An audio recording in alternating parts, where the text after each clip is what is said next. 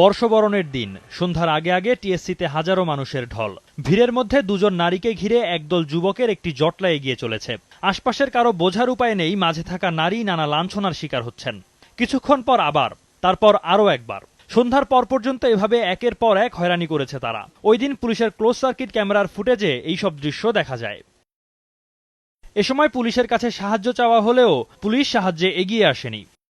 CCTV ফুটেজেও দেখা যায় ছাত্র ইউনিয়ন নেতা লিটন নন্দী সহ কয়েকজন তরুণ দায়িত্বরত এক পুলিশ সদস্যের সাথে কথা বলছেন। তবে কথা শুনে ঘুরে চলে যেতে দেখা যায় পুলিশ সদস্যকে। 26-27 বছর একজন নারী, তাকে প্রায় বিবস্ত্র ওরা, তিনি কুজোমুজো হয়ে আছেন, মুখটা কোনোভাবে ঢেকে আছেন। তার হাজব্যান্ড তিনি তাকে তার সম্ভ্রম বাঁচানোর জন্য জড়ায় ধরে আছেন। তাকে মারা হচ্ছে, তার হাজব্যান্ডকে মারা হচ্ছে। আমার এই পাঞ্জাবিটি পরা ছিল, এই পাঞ্জাবিটি আমি তার গায়ে খুলে দিই।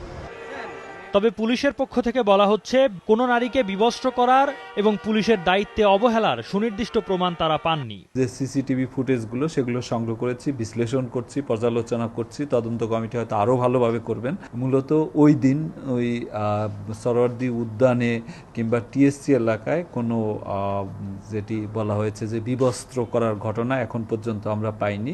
লাঞ্ছনা বা নিগ্রহের ঘটনা ঘটে থাকে, সেটি অবশ্যই নিন্দনীয় এবং আমরা যারা এর পিছনে জড়িত তাদেরকে খুঁজে বের করে আইনের আওতায় নিয়ে আসার চেষ্টা করছি। অপরাধীদের শনাক্ত করতে এবং পুলিশের ভূমিকা খতিয়ে দেখতে ডিএমপির পক্ষ থেকে 2টি তদন্ত কমিটি গঠন করা হয়েছে। সৌমিত্র শুভ্র, সময় সংবাদ, ঢাকা।